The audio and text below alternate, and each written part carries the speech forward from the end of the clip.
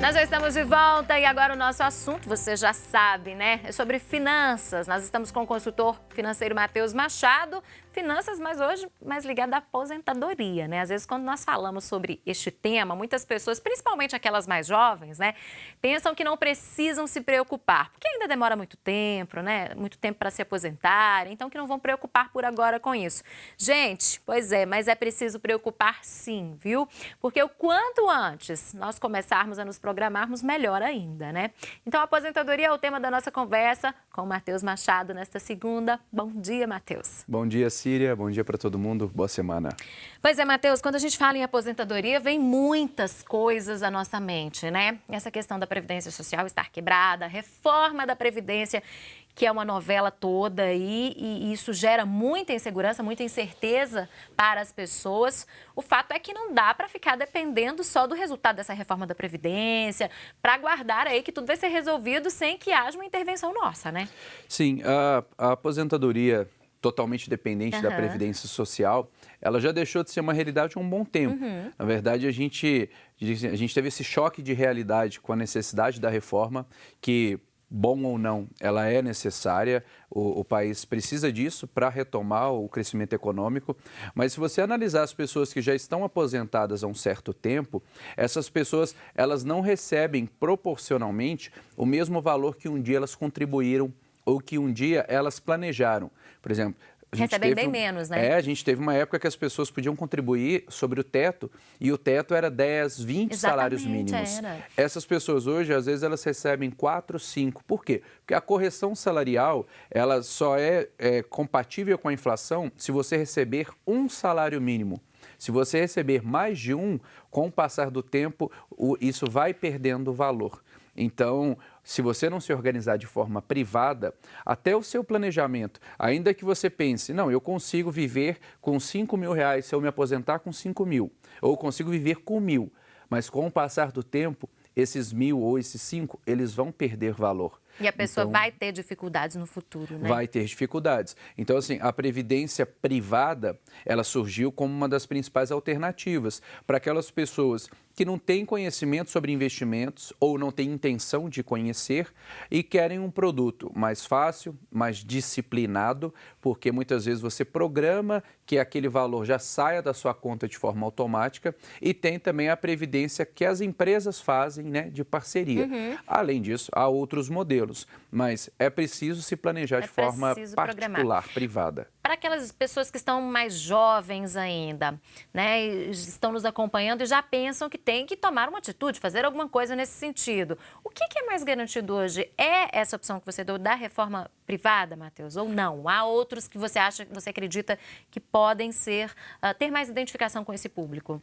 Olha, para os mais jovens, principalmente aqueles que estão procurando aí saber um pouco sobre investimentos, existem opções que vão render mais do que uma previdência. Por quê? Porque primeiro que a previdência, ela é melhor do que a poupança em geral, mas ela te cobra já uma taxa de administração um pouquinho mais puxada. Mais alta. Então, assim, uma previdência até uns 2% de taxa de administração, dependendo da performance, ela é uma previdência aceitável. Passou disso, procure outras, né? Se a taxa passar de 2%, já é um valor muito alto para você pagar, porque 2% ao longo do tempo é muito dinheiro. Além disso, lá na frente, ao sacar a sua previdência, ao receber, você também vai pagar imposto sobre o rendimento, sobre o ganho. Então, para os mais jovens, vale a pena procurar outras opções também.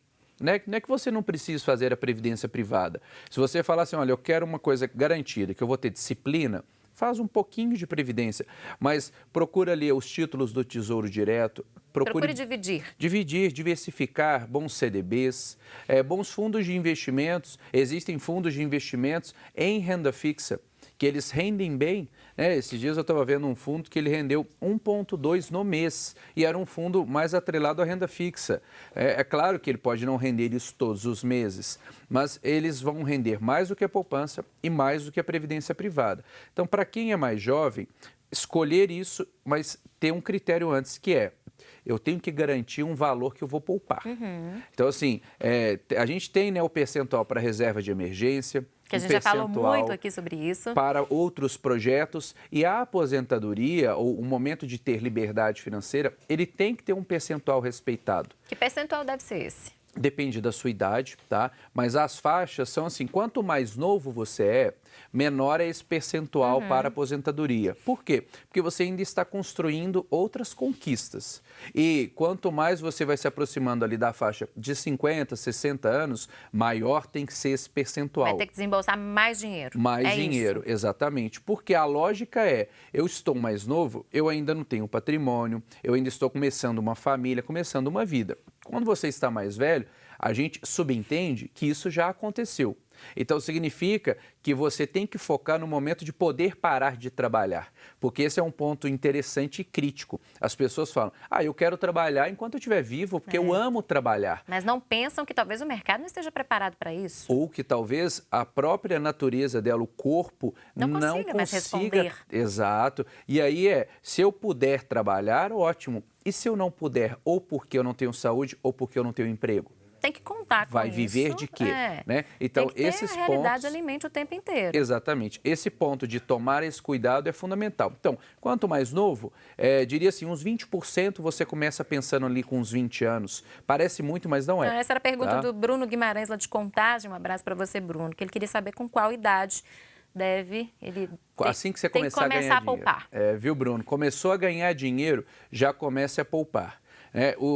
Agora, independente da quantidade, né? Desculpa só te cortar, porque às vezes a pessoa começa lá trabalhando fazendo estágio e ganha lá, não sei, R$1.000 por mês e fala, mas eu ganho tão pouquinho, não consigo poupar. Não é bem assim, né? Não é bem assim, por isso que a gente trabalha percentual, né? 30%.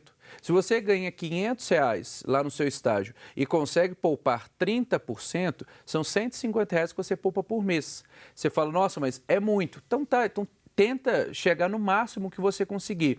Mas se você atingir os 30%, você já está ali em 5% da população que consegue fazer isso. Apenas 5%? Apenas 5%.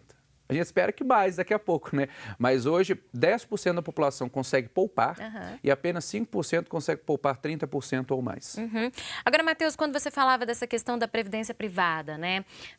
Quem está nos assistindo e já vai começar a olhar um plano aí, né? Para se inscrever e tudo mais, quais são os cuidados? Além dessa questão da taxa que você disse, o que a pessoa deve ficar atenta na hora de assinar um contrato? Sim. A gente tem dois modelos de previdência privada, o PGBL, com P de porta, e o VGBL, V de vida.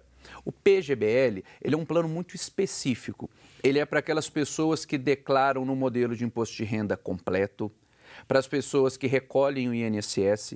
Por quê? Porque ele gera um benefício imediato, que é reduzir a tarifa do seu faturamento. Como assim? Eu ganhei R$100 mil no ano e eu pagaria imposto sobre 100 mil. 12% do que eu ganhei, eu posso deduzir via previdência privada. Então, eu vou lá, coloco 12 mil no ano na Previdência e vou pagar imposto sobre 88 e não sobre 100. E não sobre o total. Né? Só que lá na frente, na hora de você resgatar a sua Previdência, o imposto de renda lá na frente é sobre tudo. O VGBL não. O VGBL, ele não gera esse tipo de benefício de dedução fiscal.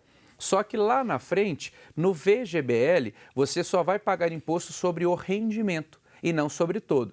Então, vamos supor que você fez duas previdências, uma PGBL e uma VGBL. Na PGBL, você acumulou 300 mil e na V também. Só que lá na frente, na PGBL, você paga imposto sobre 300 mil. Na VGBL, vamos supor que você juntou 200 e 100 mil foi rendimento. Você só vai pagar imposto sobre os 100 mil de rendimento. Então, lá na frente, vamos dizer assim, o seu ganho é maior. É maior, é mais alto. E além disso, olha a tabela, né? Tem a tabela progressiva e a regressiva. Em geral, a tabela regressiva do imposto de renda é melhor. E isso é uma coisa importante na hora de você contratar, porque, eu vou dizer assim, talvez ali naquela ansiedade de fechar o negócio, o funcionário do banco ele não te conta esses detalhes. Mas isso faz toda a diferença. Toda a diferença, porque a progressiva lá na frente, a não ser que você saque um valor menor por mês, você vai pagar um imposto de renda muito alto. Na regressiva, não. Então, são esses dois detalhes. Escolher o modelo mais adequado, normalmente é o VGBL, tá?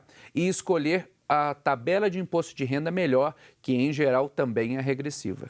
Agora, Matheus, quando a gente fala em investimento, quando a gente fala em previdência privada, você disse aí no caso de 20 anos, o quanto mais cedo melhor para as pessoas começarem a se programar, a investir, a reservar um pouco de dinheiro. Aí a gente pensa às vezes, principalmente uma pessoa mais jovem, né? Nossa, mas vai demorar muito. E aí às vezes a pessoa tem tantos sonhos, tantos planos, tanta coisa para gastar ali nesse período intermediário que é grande, né? Como fazer para manter o foco nessa questão e não cancelar uma previdência privada, não usar esse dinheiro que ela está investindo, né? E dimensionar para outra questão da vida financeira? Sim. Vamos imaginar que aqueles 30% que a pessoa consegue poupar por mês sejam R$300. Dentro desses 300, você lá com 18 anos, com 20 anos, você vai juntar ali, pensando na sua aposentadoria, 20% dos 300. Ou seja, você vai juntar em média R$60 por mês. Sim. Naquele início. O restante, você vai juntar um pouquinho para a sua reserva de emergência e até você atingir. Na hora que você completou 6 meses da sua despesa, o que era para reserva, ele passa aí para os projetos de curto prazo e um pouquinho só a mais para... Então, eu diria que os 60 vira 75 e todo o resto, os 225, eles vão para projetos de curto e médio prazo. Então, é assim que você mantém o foco. Se você não programar projetos que você consiga realizar em curto prazo, por exemplo, eu tenho um sonho de ter um carro ou de fazer uma viagem, enfim, esses outros projetos mais rápidos, você vai sacar a Previdência. Então, assim, pega isso aqui e esquece. Já programa lá uma transferência automática e todo mês aquilo cai. O restante dos projetos, você divide. Olha, esse aqui eu vou realizar em 1 ano, esse aqui em 3. Então, a maior parte do seu percentual tem que ser para esses projetos de cá. Porque senão vai acontecer isso. A pessoa vai desistir no meio do caminho. Você vai ficar desestimulado e vai acabar usando o dinheiro que você estava guardando para daqui 30 anos e vai usar agora. Fica adiando sonhos, né? Fica adiando sonhos. O fato é que a gente acaba caindo numa cilada que é a seguinte: se eu jogo uma coisa lá para frente e não vejo benefício em nada hoje, eu falo assim, poxa, aquela história que o povo fala assim, e se eu morrer amanhã? Exatamente, eu vejo muita gente falar isso. Então, assim, não é que assim, vamos só viver o hoje, mas a gente precisa ter umas recompensas agora, sim. Com prudência. Senão fica desmotivado. Matheus, e no caso daquele outro perfil de público, pessoas que estão um tempo menor, a quantidade de tempo menor para se aposentar de acordo com essas regras agora da Previdência, né? Talvez 14, 10 anos. A gente falou até agora para um público mais jovem, né? E para esse público, qual é a solução? Caso a pessoa até agora não tenha se planejado, não conseguiu ter uma previdência privada e nenhum tipo de investimento. O que fazer? O que é mais indicado? Olha, o mais indicado é ligar um sinal de alerta, porque isso é muito sério, e priorizar. Aí, se você está tão próximo assim de se aposentar, né, de chegar nessa fase, você precisa renunciar a outras coisas que nesse momento não são prioridade e poupar o máximo que você puder focando nesse momento de vida. Porque a conta é muito simples. Quanto menos tempo a gente tem para se planejar, mais a gente precisa guardar. Então, assim, não tem fórmula mágica, infelizmente, né? Eu queria sentar aqui e contar um segredo que só eu tenho e vai resolver quem tem esse problema. Mas não existe essa solução. A solução é, eu vou poupar o máximo que eu puder focando nessa fase da minha vida, porque eu preciso entender que nem tudo é uma opção. E às vezes, aos 65, aos 70 anos, você não vai conseguir trabalhar. E se você não conseguir, você vai depender dos outros. Então, a pergunta é, como você quer envelhecer? Você quer depender das outras pessoas e pode ser que essas pessoas não consigam te ajudar, ou você quer ter independência? Ou você quer envelhecer e poder fazer uma viagem e poder dar um presente para os seus netos. Com mais qualidade de vida também, né? Exato. Qualidade de vida é isso, é a gente poder fazer aquilo que a gente quer fazer. Mas é preciso saber renunciar, saber dizer não para outras coisas. Então, quem está mais próximo é mais difícil? É. Porque o valor que ela vai ter que desembolsar para isso aí vai ser bem mais alto. Bem mais alto. Por isso que eu falei, vá no seu limite, né? Respeite o que você vive hoje. Mas vá no limite, corte o que for supérfluo, corte o que não for tão importante nesse momento e foque. Sabe, senta com a sua família e explica. Olha, a gente precisa fazer isso. É importante conversar isso em família também, para todos entenderem, né, Matheus? Você compartilha não só para as pessoas entenderem, como para as pessoas poderem te ajudar. eventualmente alguém pode dar uma força, falar, olha, eu assumo essa conta, o outro filho assume outra conta, e aí as coisas vão ficando mais leves. Dividir também, Dividir. né? Agora, Matheus, outra questão que eu ouço muitas pessoas falarem é investimento em imóveis. Ah, vou comprar uma quantidade X de imóveis, não vou investir dinheiro, não vou fazer previdência privada. Por quê? Porque eu vou ter o dinheiro referente ao aluguel desses imóveis no futuro para manter ali o meu período de aposentadoria. E aí, isso funciona? Pode funcionar. A gente chama isso de renda passiva, né? Que aí eu vou fazer um investimento específico, eu vou tirar um dinheiro que eu tenho ou vou pagar os imóveis e depois eles vão me gerar renda. Por que renda passiva? Porque eu não preciso fazer mais nada para o dinheiro vir. Esse que é o ponto. Não é que você não precisa fazer mais nada. Por exemplo, no caso de imóveis.